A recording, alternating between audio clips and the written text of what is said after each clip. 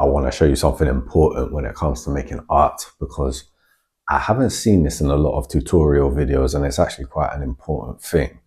And I think this is why a lot of people don't actually do art, is because they will look at other artists, they'll compare themselves, and they'll think that they're kind of invincible.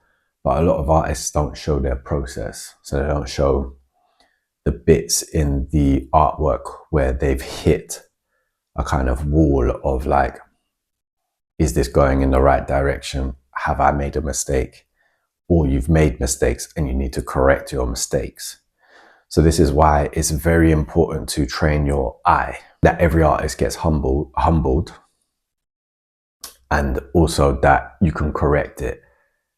And if you can go through past that stage of, instead of wanting to be an artist, you just focus on how you can correct your mistakes and be humbled by your mistakes, then within that you become an artist, because you're training your brain how to think based on your mistakes as an artist, and you create an image that you wish to create. And often the case, depending on what type of craft you've picked up with painting, realistically, often the case with painting is just like one big mistake that ends up looking good.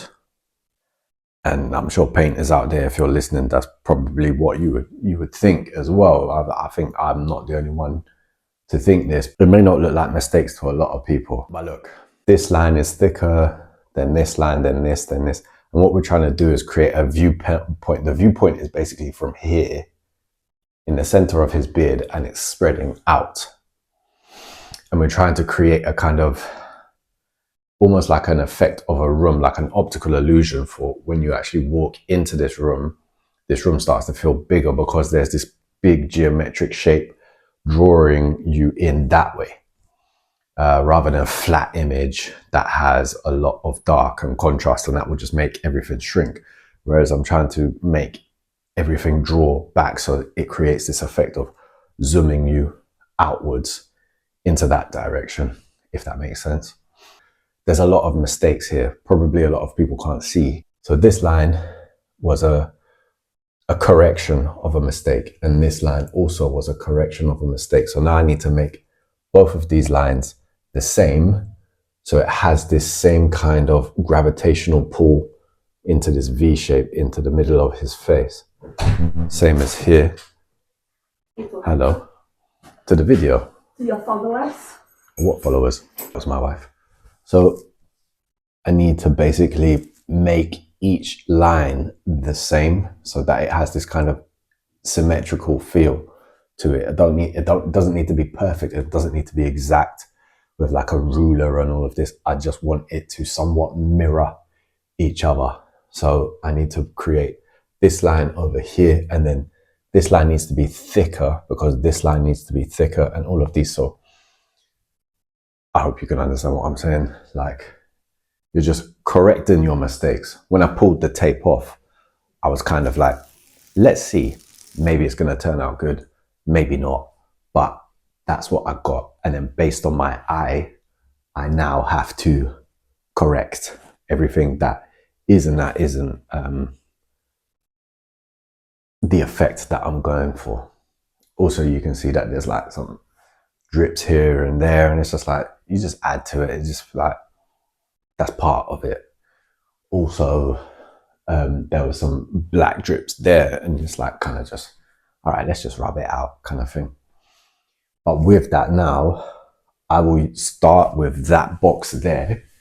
If that hadn't have happened, I may have started with another box, and you'll see what I mean. I'm going to do this kind of paint this one color, paint this one color, paint this one color.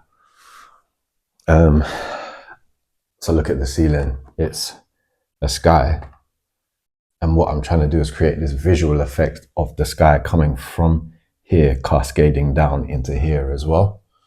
So this box now, I'm going to most likely paint blue. So yeah, correcting your mistakes, how to make those mistakes part of the painting. And that's how it is with painting. It's kind of like paint to correct mistakes, to then create a new image, an image that wouldn't have necessarily been painted had you have 100% control. I think painters kind of have, well, at least me as a painter, I kind of have about 70% control of how the painting's going to turn out. The rest is just kind of like chance, luck, my mood, all of these different things like come into it. Like, and that's why it's a collaboration. Is at the end of the day, you get a collaboration from outside. You know, what I was talking about before, the cloud, these inspirational thoughts that come into your head. Are they your thoughts? Are they the thoughts from, above? Who knows, man? That's what I mean. So that plus mistakes and all of this, and then you create an image. But I think a lot of artists kind of try to take too much credit for themselves, like the massive egos, and try and say, yeah, I painted this and I painted this. Okay, yes, that is correct. You did use your hand to paint it.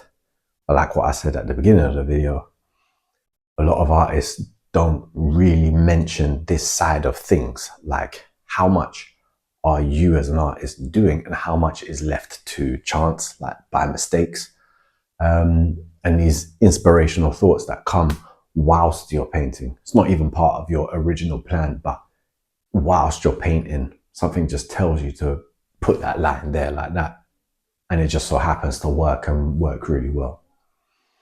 So that's the point that I wanted to make. I hope that made sense.